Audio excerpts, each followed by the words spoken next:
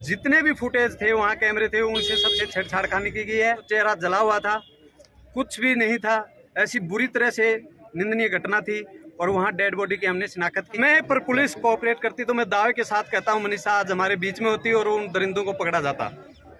मनीषा जो मेरी भांजी थी ढाणी लक्ष्मण से, वो किड्स प्ले स्कूल है सिंगानी के अंदर, वहाँ पार्ट टाइम जॉब करती थी। वहाँ से वो 11 तारीख को 1:58 पे बाहर आती है और वो आइडियल स्कूल और कॉलेज दोनों चीज़ें हैं, उसमें बीएससी के लिए वो एडमिशन के लिए जाती हैं फॉर्म अप्लाई करने के लिए। वहाँ लगभग ये बात घटना है 2:15 बजे की। उसके बाद उस लड़की का कोई अता पता नहीं। 6 बज के शाम को 26 मिनट पे संजय जी के पास, जो मेरा जीजा जी है लड़की का फादर है, उसके पास रिंग आती है। मात्र 10 सेकंड का फासला देके ही वापस रिंग करते हैं तो कोई उठा ही नहीं हुआ, रिंग स्विच ऑफ हो गया।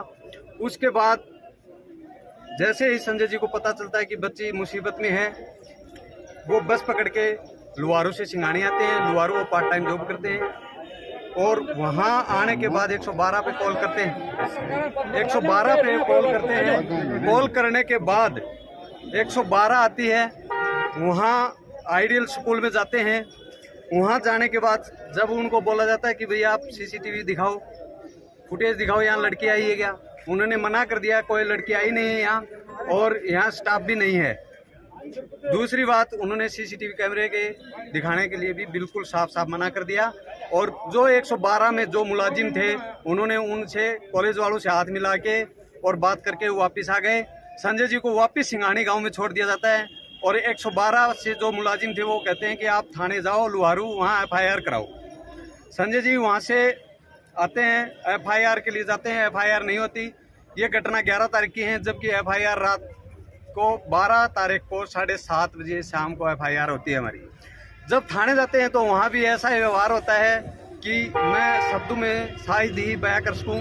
उन्होंने कहा कि आपकी लड़की कहीं पिकनिक मनाने गई होगी, किसी के साथ गई होगी, जबकि हमारी जो भांजी है वो पूरे गांव में और सब में ऐसी शरीफ लड़की थी, कोई ऐसा नहीं था। उसके बावजूद हमने वहाँ फ़ोन वगैरह करा के वो FIR लास्ट में लॉन्च करवाई। उसके बाद ASI शकुंतला जो कि आइडियल स्कूल में आती है, उसको भी वो स्कूल वाले मना कर देते हैं कि हम नहीं दिखाएंगे, आप जा सकते हो। 13 तारीख को प्रिंसिपल साहब आएंगे 11 बजे, उस टाइम हम आपको फुटेज दिखा देंगे। उसके बाद जितने भी फुटेज थे वहाँ कैमरे थे उनसे सबसे छेड़छाड़ खाने की गई है। 12 तारीख की ये घटना घटने के बाद 13 को सुबह शकुंतला मैडम का ही फोन आता है कि सिंगानी में एक डेड बॉडी मिली है। जब हम वहाँ जाके देखते हैं तो चेहरा जला हुआ था, कुछ भी नहीं था। ऐसी बुरी तरह से निंदनीय घटना थी और वहाँ डेड बॉडी की हमने शिनाख्त की। उसके बाद पूरा प्रशासन आता है, लुहारू का SDM भी आता है, डिप्टी भी आते हैं। उन्होंने आश्वासन दिया था कि 24 घंटे के अंदर हम मुजरिमों को गिरफ्तार करेंगे। तो अभी तक कोई भी गिरफ्तारी नहीं हुई है, न कोई, सिर्फ आश्वासन दिया जा रहा है।